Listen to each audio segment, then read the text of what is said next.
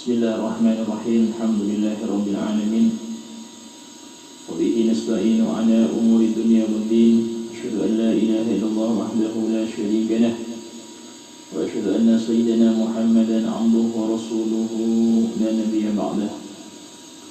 Allahumma shalli wa sallim wa barik wa karim wa 'azzim wa majjid ala habibina wa syafi'ina wa qurrati a'yunina Muhammadin wa ala alihi wa sahbihi ajma'in. Subhanaka la ilma lana illa ma 'allamtana innaka antal alimul hakim. Rabbi shrah li sadri wa yassir li amri wahlul 'uqdatam min lisani yafqahu qawli bi jahi nabi wa alihi. Qala al-hujjatul Islam Abi Hamid Muhammad bin Muhammad al-Ghazali rahimahullah ta'ala wa nafa'ana bihi wa bi 'ulumihi fid dain amin. Sampai kepada ayat faman kan yadu. Apa ayat? Ya.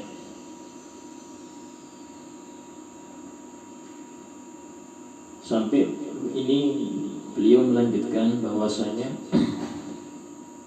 ayat-ayat yang menunjukkan amal saja tidak cukup. Istilahnya seseorang yang hanya mengumpulkan ilmu tanpa diamalkan, ini tidak bisa membuat dia selamat daripada api neraka.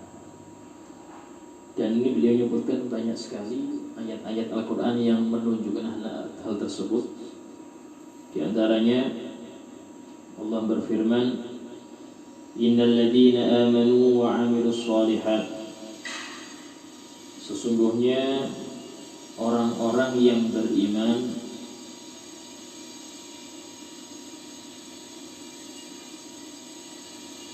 Innal ladzina amanu, sesungguhnya orang-orang yang beriman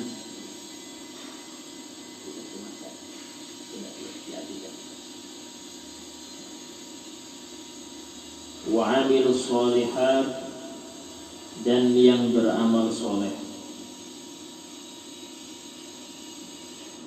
Sesungguhnya orang-orang yang beriman dan beramal soleh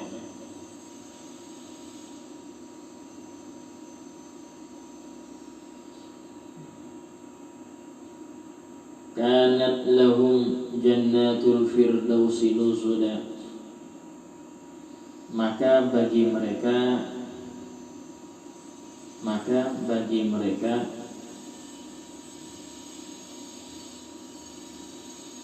Jannatul Firdaus adalah surga Firdaus. Maka bagi mereka Jannatul Firdaus, surga Firdaus, nuzula, sebagai tempat tinggal.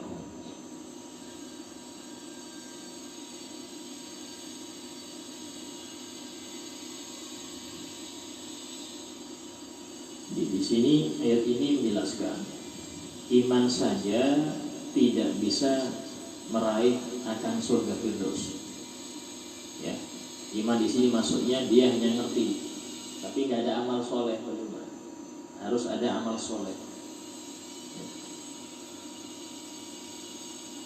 Kemudian ayat yang selanjutnya, illa man taba wa amana wa 'amila shalihan.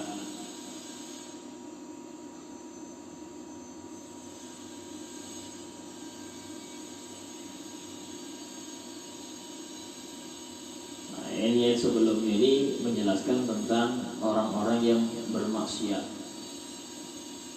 atau ahli neraka. Lanjutannya, illa man taba, kecuali man taba, orang-orang yang bertaubat. Illa man taba, kecuali orang-orang yang bertaubat. Wa amana, dan beriman. Wa amana, dan beriman.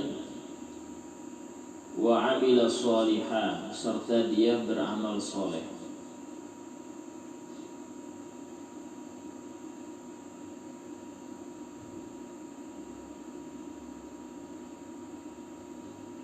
ayat sebelumnya itu fasawfa yalqawna ghayya, maka sungguh mereka akan mendapati al-ghayy. Ghayya di sini nama lembah di neraka. Sebagian mengatakan al-ghayy itu adalah kesesatan. Illa man taba, kecuali orang yang bertobat, maka enggak akan masuk neraka. Tapi tobat saja belum. Wa amana, dan dia beriman. Wa amila sholihah, serta beramal soleh. Sehingga di sini harus ada amal soleh. Ya, orang taubat tapi enggak ada amal soleh berjumlah. Ya. Kenapa? Karena termasuk bentuk dari taubat adalah dia beramal soleh. Bahkan taubat sendiri itu masuk amal soleh. Ya. Kemudian wa ma taqul fi hadzal hadis, wa ma taqulu fi hadzal hadis, betul.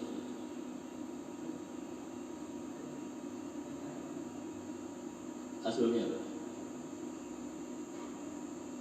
Suratnya.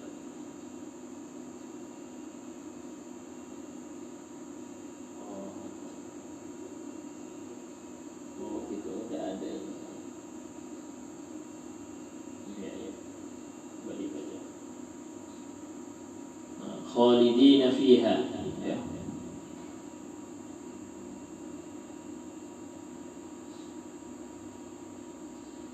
Khalidina fiha, mereka kekal di dalamnya.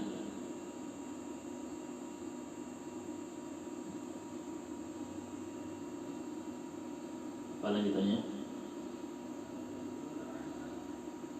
La yabghuna anha hiwala, mereka tidak ingin berpindah dari situ. Mereka tidak ingin berpindah dari situ. Yang sudah di surga nggak mau pindah. Ya. Nikmat tertinggi daripada makhluk Allah itu adalah surga. Terus, alatnya selanjutnya Allah menerangkan, fakhalafa min ba'dihim khalfun, kemudian datang, fakhalafa kemudian datang, min ba'dihim setelah mereka,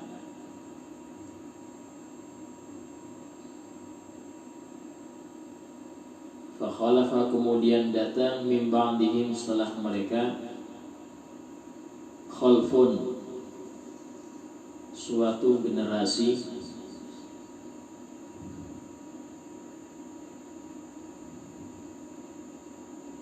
khalfun suatu generasi, adha'us shalah yang mereka menyia-nyiakan sholat, menyia-nyiakan sholat. Maksudnya apa saja sholat? Yaitu orang yang nggak sholat, atau dia sholat cuman tidak pernah belajar caranya, itu juga masuk menyia-nyiakan sholat. Ya. Sehingga para ulama mengatakan ada kholaf, ada kholaf. Kalau kholaf pakai fathah lamnya itu generasi baik. Ada salaf, ada kholaf. Kalau kholaf kayak di sini kholfun, kholaf itu generasi jelek. Ya. Sehingga jangan sampai kita ini jadi generasi jelek. Tapi jelas kholaf generasi yang baik. Ciri-cirinya apa generasi yang jelek ini? Adha'us shalah, mereka menyia-nyiakan sholat. Ya. Orang yang nggak sholat sama sekali termasuk adha'us shalah. Orang yang sholat tapi tidak pernah belajar sholat, tidak ngerti cara wudhu, tidak ngerti rukun sholat, tidak dibatalkan, yang penting sholat, ini masuk juga adha'us shalah. Atau orang yang sholat sesuai rukun, sesuai syarat, tapi tidak pernah memikirkan cara khusyuk bagaimana. Sehingga khusyuk ini termasuk ciri-ciri orang mukmin yang sukses.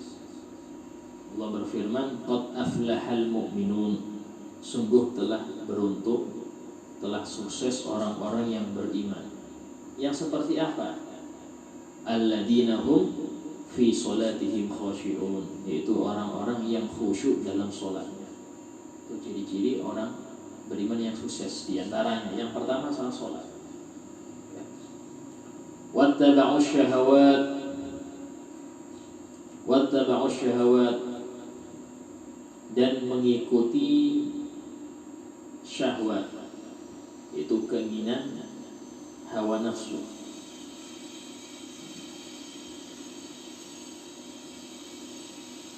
Kalau sudah bicara syahwat, rata-rata ngajak kepada maksiat.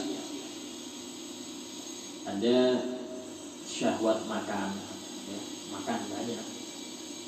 Ada syahwat pakaian, pakaiannya pasti pengen yang melanggar syariat. Bahkan ada juga termasuk syahwat ini pengen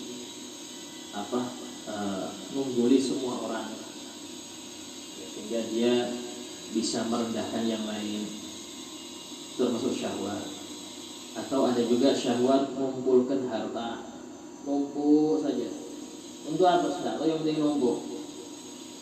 Nah, kalau ada tujuan bagus.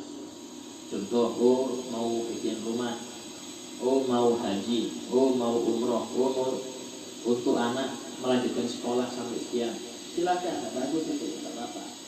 Ya tidak boleh itu, tidak ada alasan numpuk terus.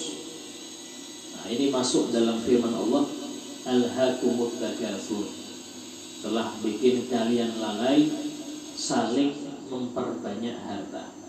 Lomba-lomba kebanyakan harta itu bikin lalai. Allah berfirman, alhaakumut takatsur, telah bikin kalian lalai saling banyak-banyakan. Sampai kapan itu? Sampai kapan selesainya lomba itu? Hatta zurtumul maqabir, sampai kalian masuk ke kubur baru selesai. Kalla sawfa ta'lamu, terus sampai akhir ayat, akhir surah. Nah, itu fasawfa yalqawna ghayya, dan mereka fasawfa yalqawna ghayya, dan mereka pasti akan mendapati neraka. Yalqawna ghayya, mendapati neraka, itu lembah di neraka al-ghayy. Sebagian mengatakan kesatan. Tafsirnya ada beberapa tafsir dalam arti ghayy. Apakah semua secara mutlak? Tidak, ada kecualinya. Illa man taba, kecuali orang-orang yang bertaubat, generasi yang dia ketika dalam keadaan buruk tadi itu bertaubat kepada Allah. Habis bertaubat, wa amana, dia beriman, wa amila sholihah, dan beramal soleh, dan beramal soleh. Ini baru tidak termasuk generasi jelek, ya, tapi itu generasi baik. Terus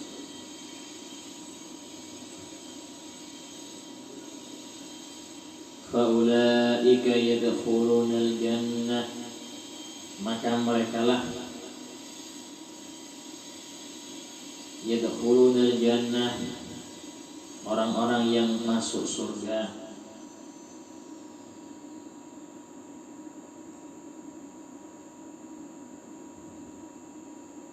Terus,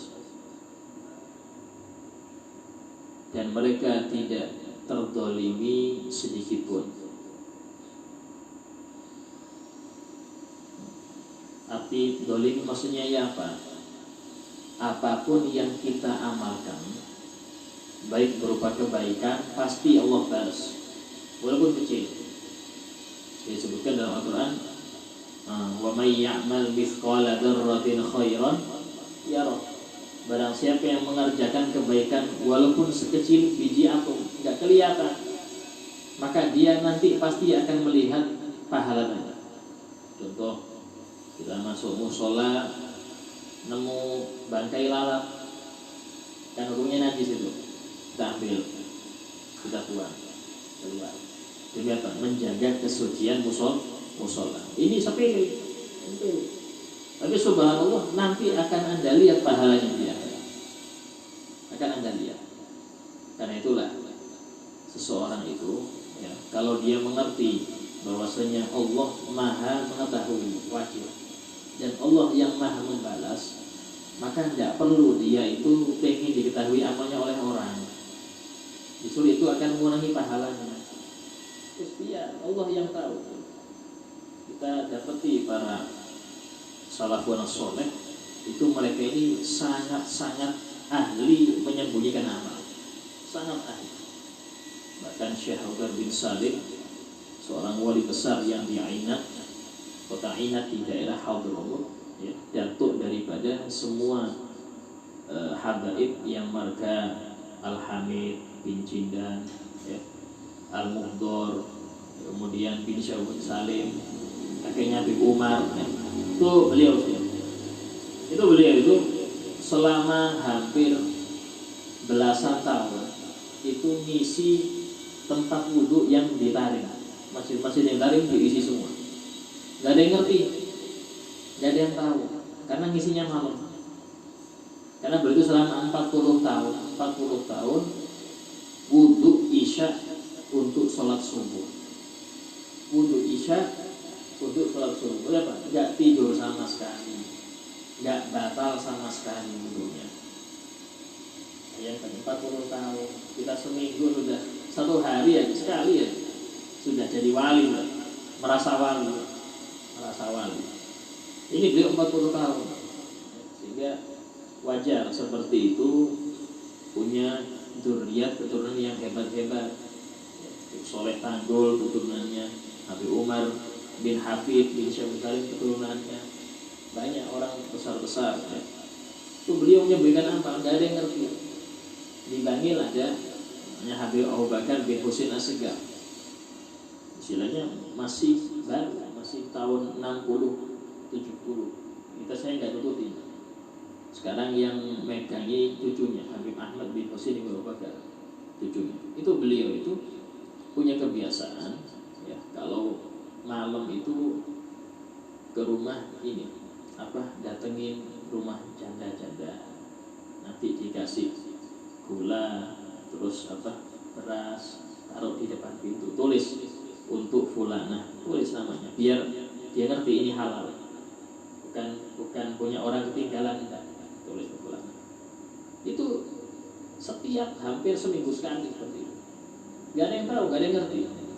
Nah pas beliau wafat baru kok gak ada yang ngerti lagi, nah, baru ketahuan, oh ini yang ngirim biasanya, baru ketahuan. Karena saking menyembunyikan amal, saking tidak maunya amal diketahui. Kenapa? Ngurangin pahala. Ya. Masya Allah. Nah, kemudian kalau ditanya yang tadi, wa ma taqulu fi hadzal hadis, dan apa yang engkau ucapkan dalam hadis ini. Apa itu? Buniyal Islamu ala khamsin.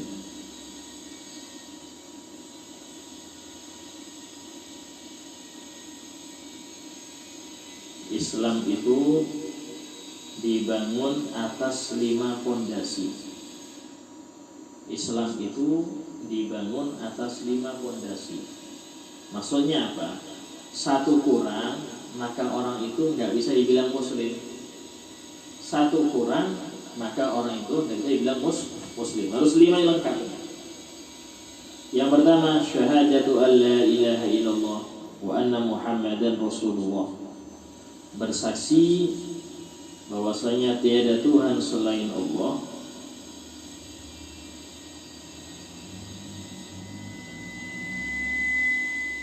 wa anna Muhammadan Rasulullah, dan bahwasanya Nabi Muhammad utusan Allah.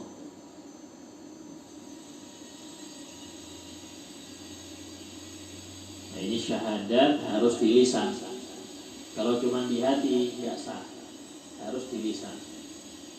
Sebagaimana kalau ada orang di lisan aja tapi hatinya kosong, nah itu berarti urusan dia dengan Allah. Kita secara penilaian orang itu secara dohiran dia syahadat, ya sudah, dia muslim, walaupun hatinya nggak percaya, urusannya itu dia dengan Allah. Umpama dia meninggal pun wajib kita sholati, wajib. Umpama ada orang wali Wali itu mengatakan ini orang nggak percaya dengan syahadat. Walaupun wali yang bilang tetap kita tidak ikut ucapannya. Kenapa? Karena Islam menilai yang dohir. Dohirnya kayak gini ya sudah, dia muslim. Dia muslim selama tidak ada perbuatan yang keluar darinya yang melanggar Islam. Contoh seperti dia sujud berhala.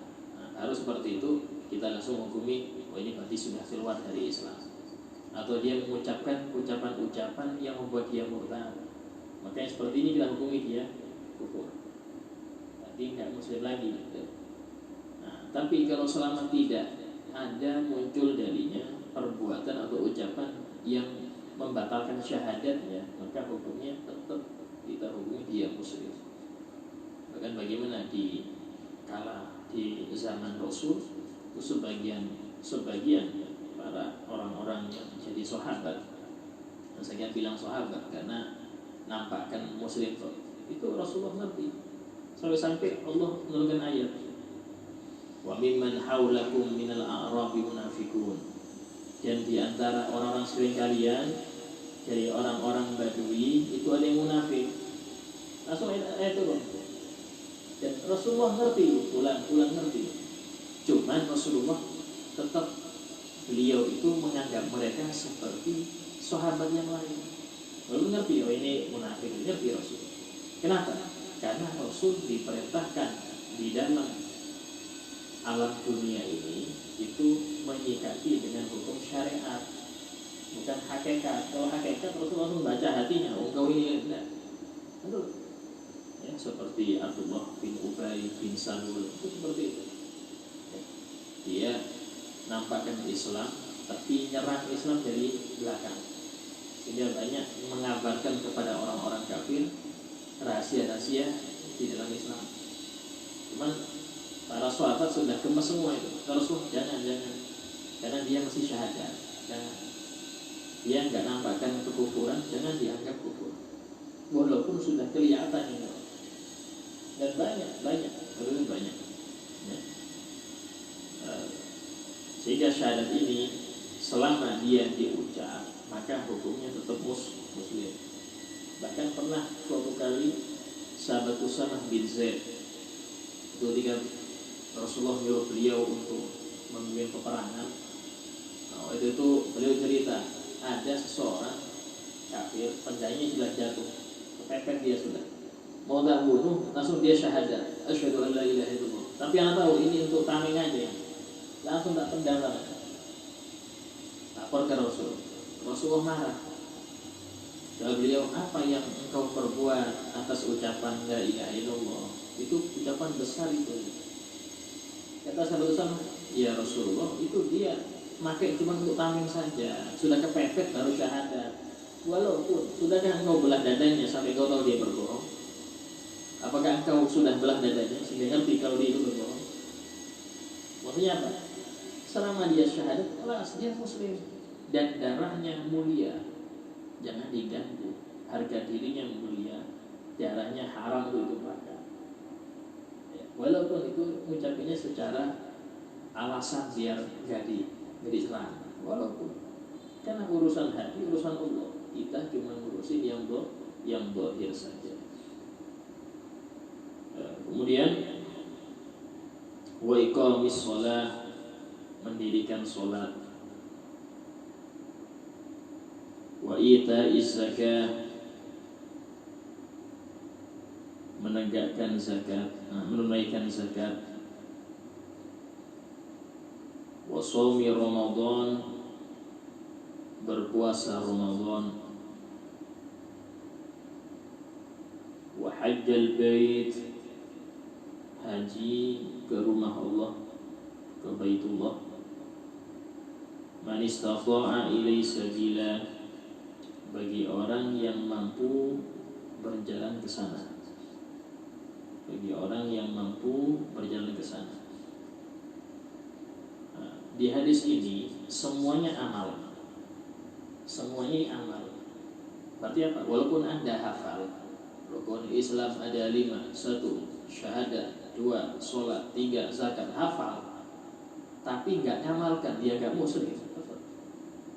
Anda ngerti, berilmu, isinya ngerti rukun iman apa, puasa Ramadan, ya bukan muslim.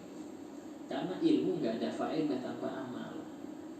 Ilmu nggak ada faedah tanpa amal. Wal imanu, sementara keimanan,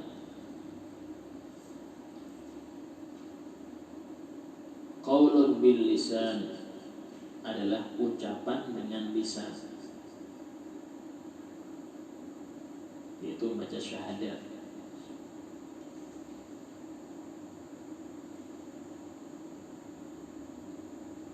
Wa tasdiqun bil janan, membenarkan, meyakini, bil janan, dengan hati.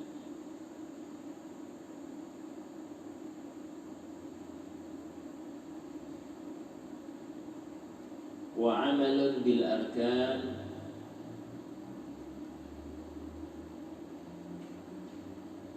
dan beramal soleh bil arkan, dengan anggota badan.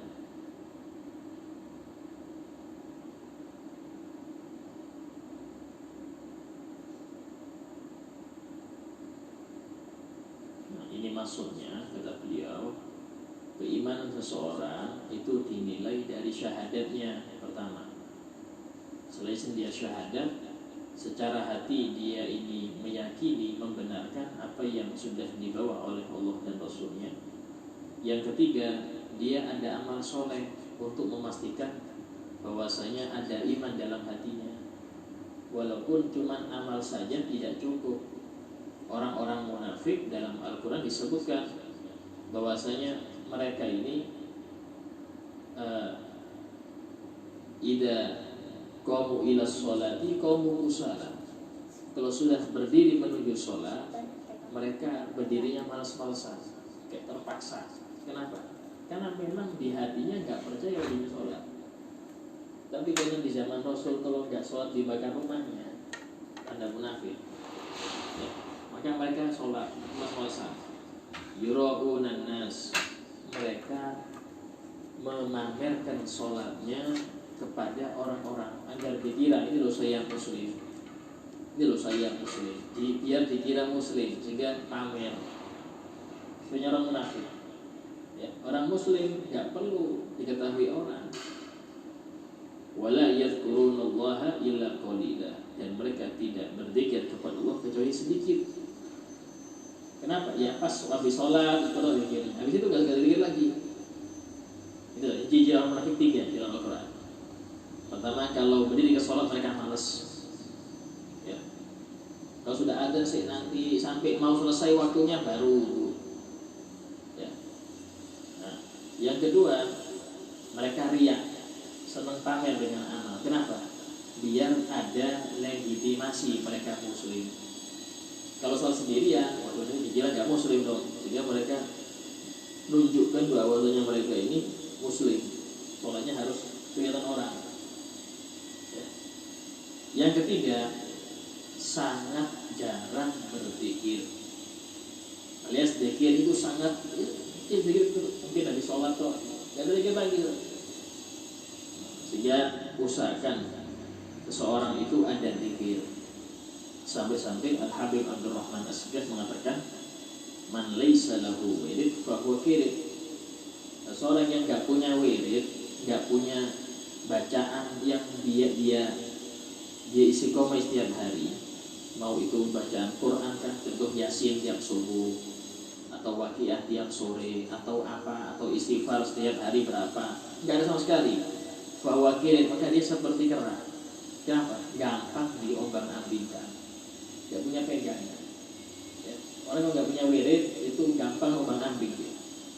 Ombang-ambing. Kena ini kepengaruh, kena ini kepengaruh. Ya. Justru yang seperti itu biasanya kalau ada orang hasud itu gampang kena. Kenapa? Tamengnya gak ada.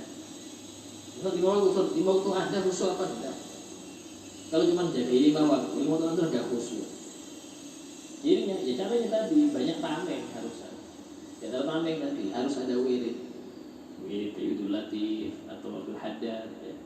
Itu diantara wirid-wirid yang hendaknya diistiqomah.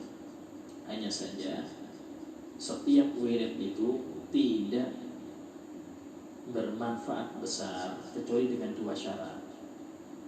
Setiap wirid apapun itu, mau yasin, mau waqiah, nggak bermanfaat besar kecuali dengan dua syarat. Yang pertama istiqomah.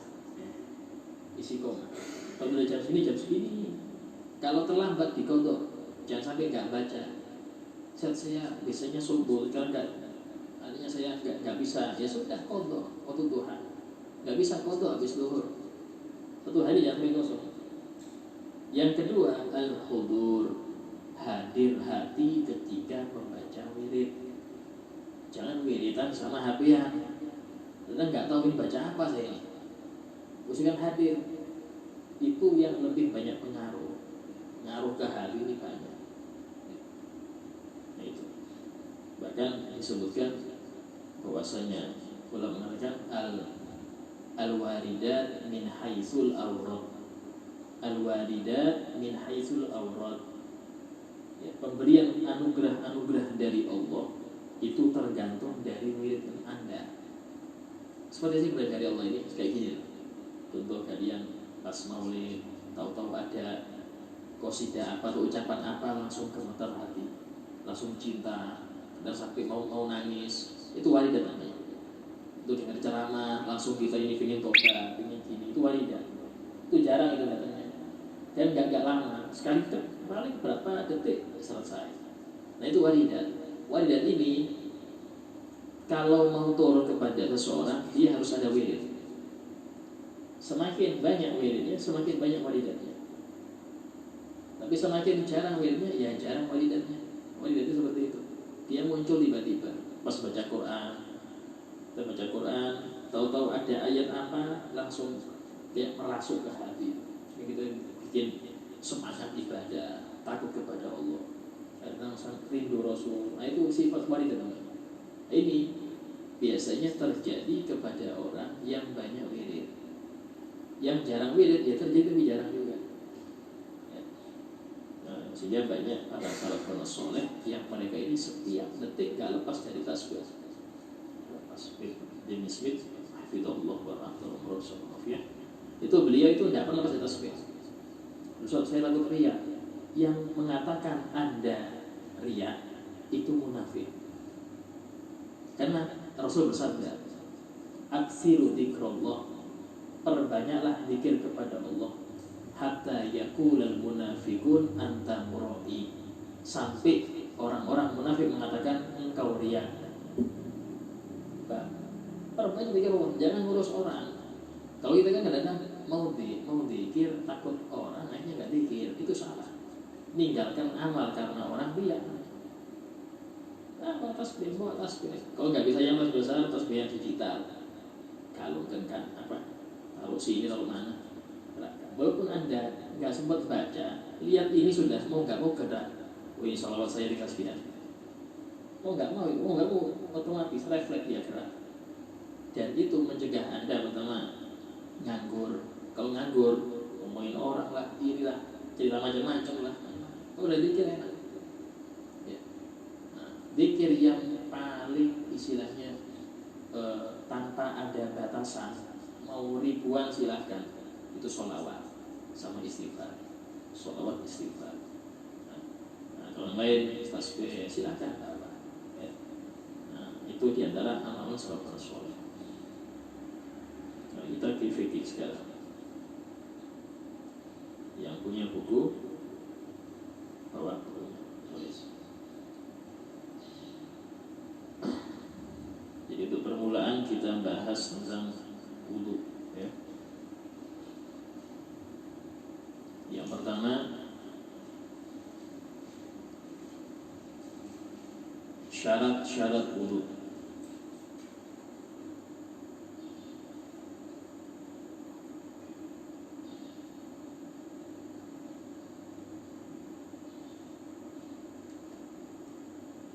Satu, air yang suci mensucikan.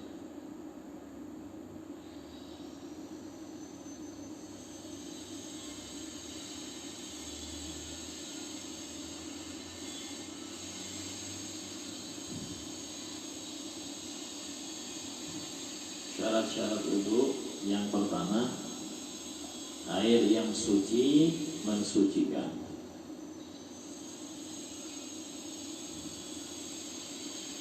Yang kedua, Islam.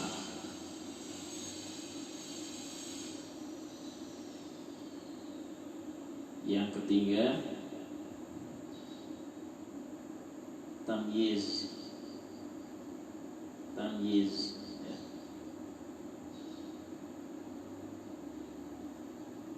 Yang keempat,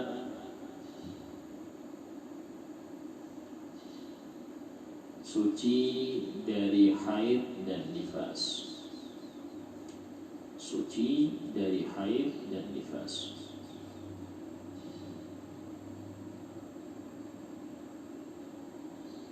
Ya, titik. Nah, sekarang saya jelaskan. Jadi wudhu ini itu termasuk syarat sholat. Orang kalau tidak ngerti wudhu, pasti sudah sholatnya nggak sah, pasti itu. Walaupun dia pakai sorban, pakai gamis, kalau nggak ngerti wudhu nggak sah sholatnya, karena dia syarat sholat. Nah, wudhu ini diantara syaratnya yang pertama adalah air suci mensucikan. Berarti apa? Sebelum Anda belajar wudhu, Anda harus belajar air, memahami ini air bisa nggak dipakai wudhu. Kalau nggak ngerti urusan air, pasti nggak sah sholatnya, pasti. Kenapa? Karena nggak sah wudhu. Kalau nggak ngerti air, berarti nggak pas wudhunya. Nggak pas wudhunya, berarti tadi sholatnya nggak sah. Ya. Nah, air suci bagaimana Ustaz? Intinya semua air yang turun dari langit atau yang bersumber dari tanah, ya, dan tidak bercampur dengan apapun, ya, selain tempat yang dilewati atau tempat yang menetap. Contoh, berubah karena tanah, tidak apa-apa. Tadi kan dia berubah karena tempat yang ditempati itu, atau berubah karena sungainya tanahnya merah, nah, sehingga menjadikan air sungai itu keruh karena tanah yang dilewati coklat atau apa, hukumnya tidak apa-apa. Ya kan dilo ya. Kan dilo ini kalau coklatnya itu murni tanah, bukan karena limbah, nggak ada pabrik kan sini kan, nggak ada apa, hukumnya silahkan wudhu dari situ. Ya silahkan. Tapi kalau shot ini aromanya beda, shotnya aroma bensin, ya berarti berubah. Berarti itu bukan karena tanah, ya karena limbah. Nah, jadi perbedaannya gampang. Jika perubahannya itu karena tempatnya, tempat ini tidak harus tanah ya. Contoh seperti ini, kita baru ngecat bak mandi, sudah kering bak mandinya, kita kasih air. Itu aroma air itu masih aroma cat. Aroma cat ini, hukumnya tidak apa-apa pakai. Kenapa? Karena perubahannya karena tempatnya. Lain kalau campur minyak wangi atau campur sabun, lain lagi. Ini enggak, ini warnanya tetap jernih, rasanya pun tawar, cuman aroma karena dia catnya masih baru, ini sudah kering ya. Masih baru, ini sudah kering, sehingga mempengaruhi aroma, tidak masalah. Atau seperti ini ada bak mandi, samping bak mandi ini bukan di dalam air ya, di bak mandi ini ada bangkai tikus. Ya, berhari-hari sampai baunya ini pengaruh ke air. Kok baunya berubah Ustaz? Oh, bukan baunya. Lihat ada enggak di antara bagian bangkai ini yang jatuh ke air? Enggak ada, sudah. Hukumnya enggak apa dipakai. Karena cuma aroma. Dan aroma itu yang bawa udara, bukan bendanya. Ya. Kecuali kalau Anda yakin ada bangkai itu di dalam, nah itu baru sudah.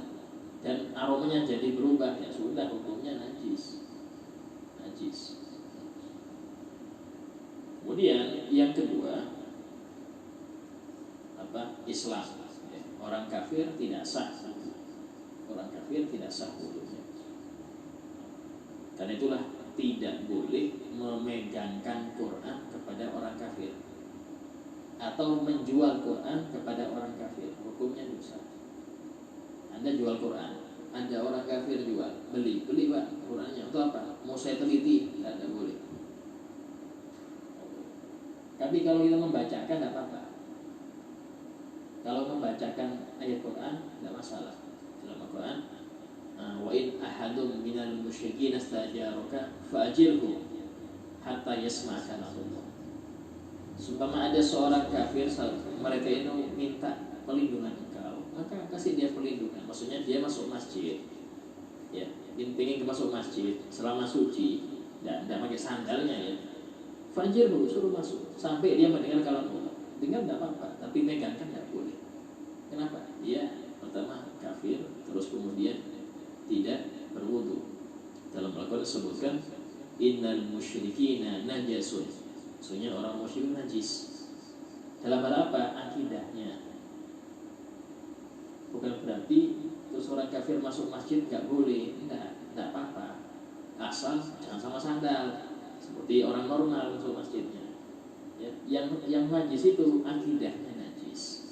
Ya, karena dia meyakini yang selain apa yang dibawa oleh Rasul.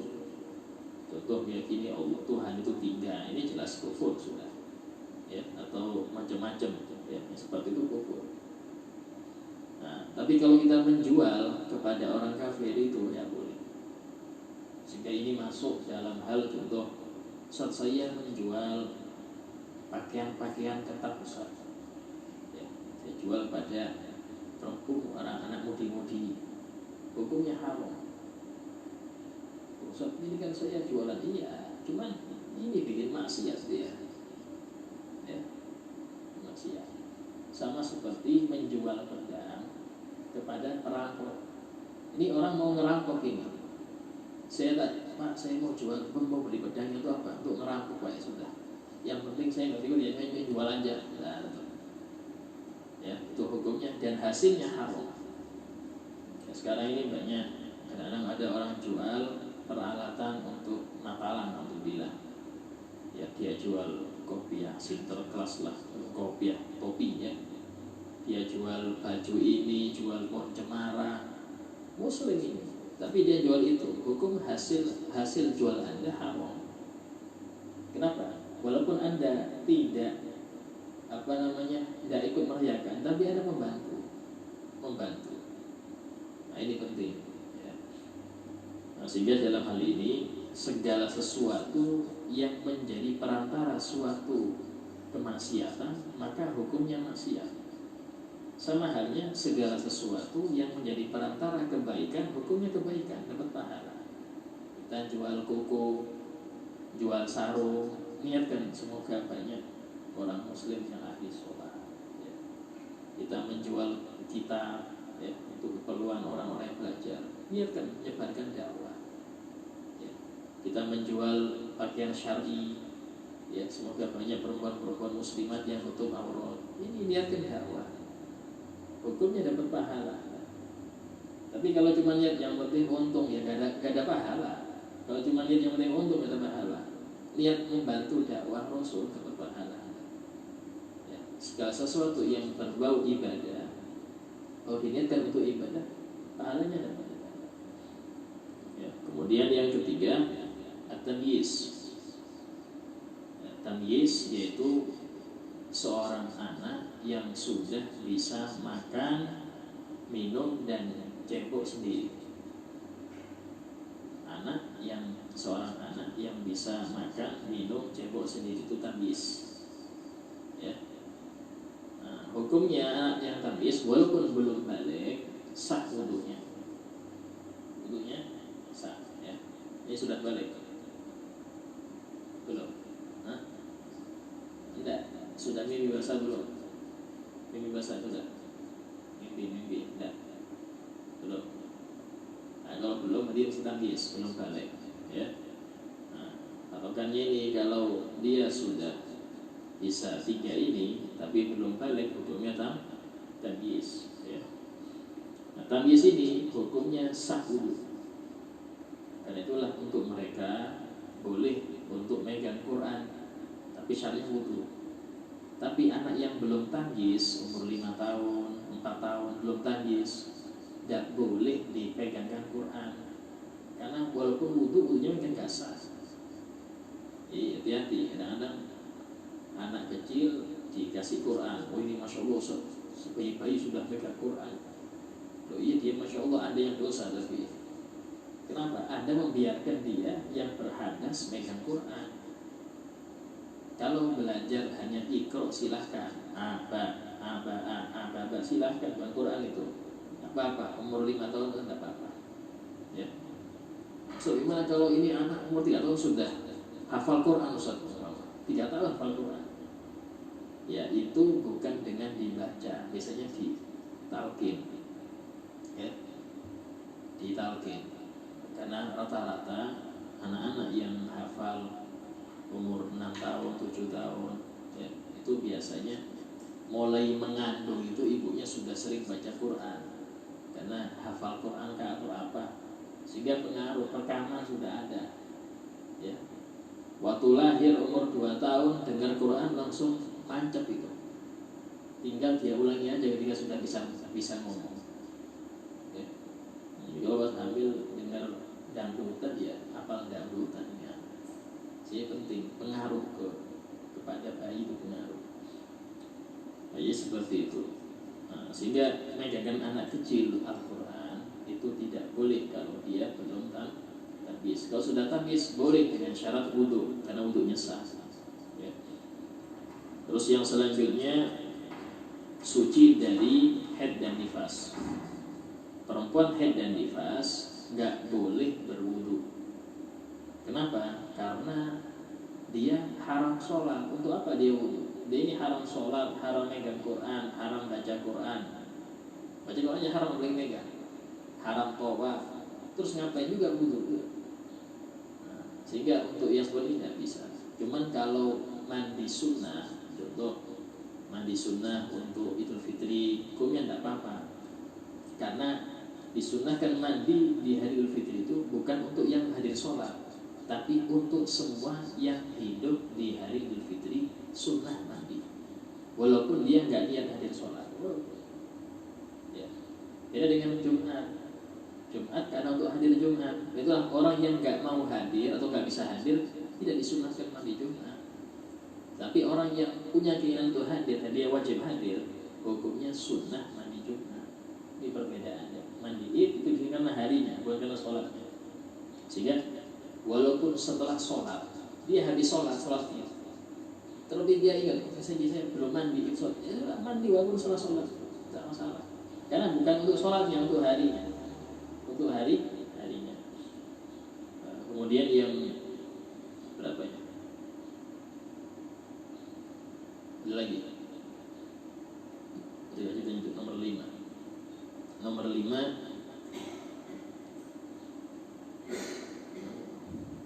mengetahui kewajiban berwudu. Mengetahui kewajiban berwudu ya. Nah, contoh, seseorang itu sah wudunya kalau dia tahu dia ini wajib wudu. Maksudnya kalau dia berhadas berarti kan wajib wudu. Nah, sehingga syaratnya wudu itu harus ngerti Anda sekarang berhadas.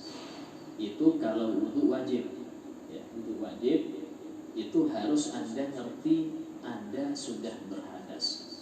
Kalau belum ngerti, contoh kalian habis sholat maghrib ya, itu kemudian santai-santai di depan TV atau apa baca kitab, ada isya, ragu ini tadi saya batal apa enggak, maka hukumnya seperti ini. Kalau wudu tidak boleh niat raful hadas, tidak boleh saya niat menghilangkan hadas kecil, tidak boleh, karena Anda nggak yakin hadas ya.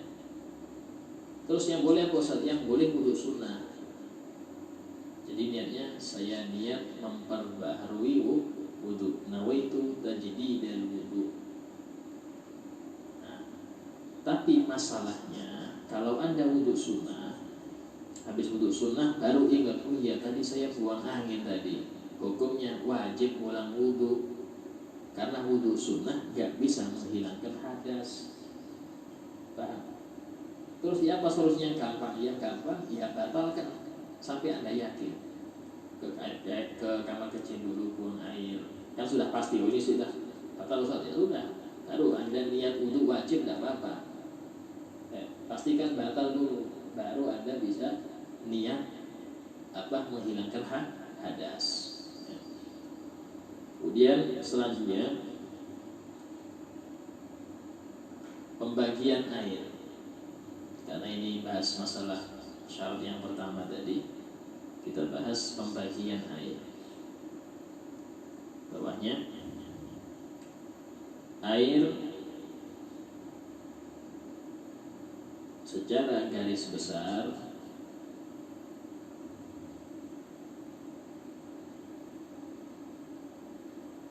tulis air, usahakan nulis kanan ya, usahakan kanan ya. Sebab setiap yang ilmu agama ini dianjurkan yang kanan, biar barokah. Makan saja yang mubah itu kanan, apalagi nulis agama, nulis ilmu agama, ini usahakan kanan. Secara garis besar dibagi menjadi 3. Walaupun jelek tidak apa-apa tulisan. Ini calon dokter, kalau jelek ini calon dokter ya. Gampang sih resep ya. Menjadi 3. Yang pertama, air suci mensucikan.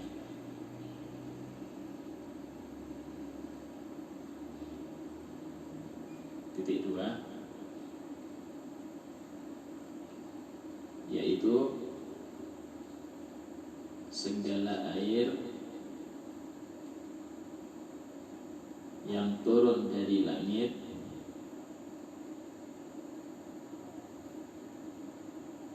atau bersumber dari tanah.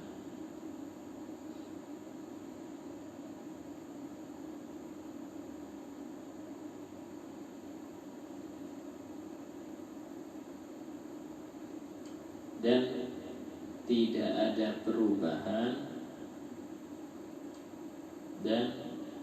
ada perubahan dalam sifat-sifatnya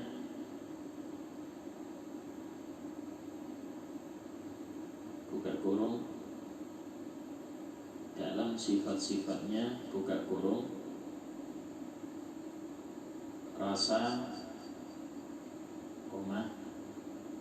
warna dan aroma.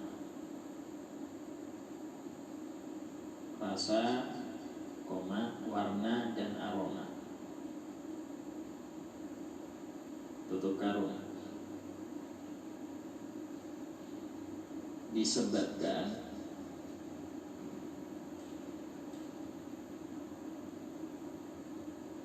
benda lain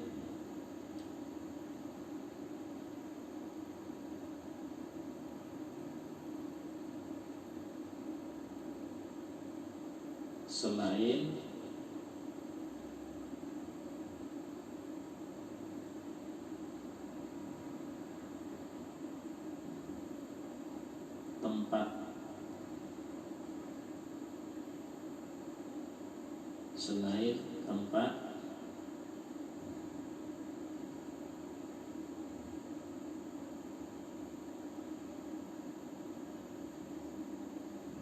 dan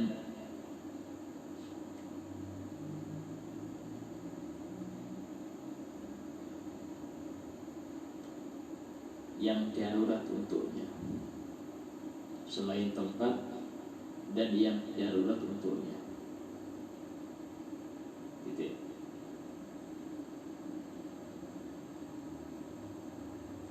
Jadi air suci mensucikan itu semua air yang turun dari langit.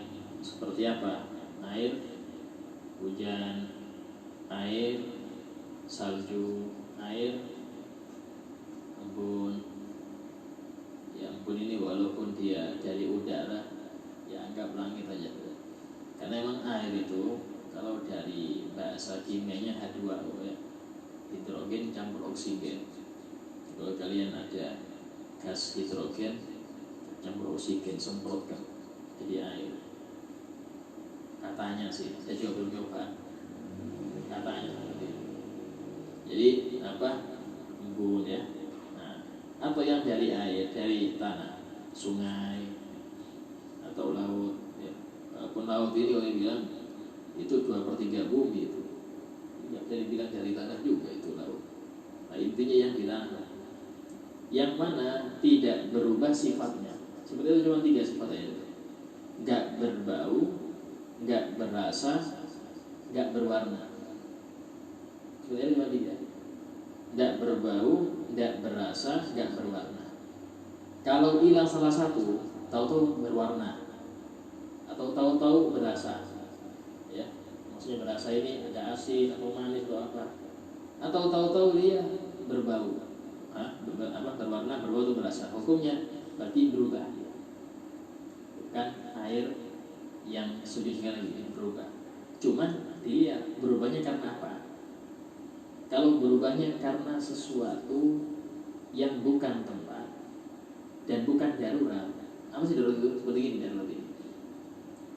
Seperti air, ya. Ini air di bawah pohon yang rindang. Dan rata-rata pohon rindang itu kan daun jatuh dia, daun kan jatuh. Sehingga daun kering yang jatuh itu merubah warnanya kecoklatan. Maksudnya ada danau-danau yang kecil-kecil yang di bawah pohon rindang itu isinya banyak coklatan. Hukumnya tidak apa-apa kita wudhu situ. Kenapa? Karena perubahan air disebutkan darurat. Apa darurat? Ya jatuhnya tadi mau nggak mau ke bawah. Sama air terlalu lama ngendap itu jadi lombok hijau warnanya. Sini darurat itu namanya. Darurat tidak apa-apa pakai wudhu kalau mau. Tuh, waduh wudhu dengan air kayak gini. Ya sudah cari yang lain kalau nggak ada. Ya. Cuman hukum dalam fikih air yang tadi suci mensucikan. Kenapa? Perubahannya karena hal yang darurat atau tempat air, tidak masalah. Ya, tidak masalah. Yang kedua, air yang suci dan tidak mensucikan. Ditulis. Air yang suci dan tidak mensucikan.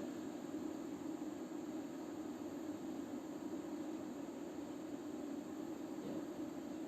Ini ada 2 itu. Bawahnya A. Kalau yang nulis A berarti 1. Ya. A. Air mustakmal.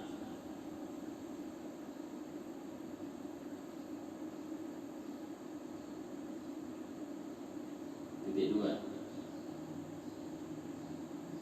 yaitu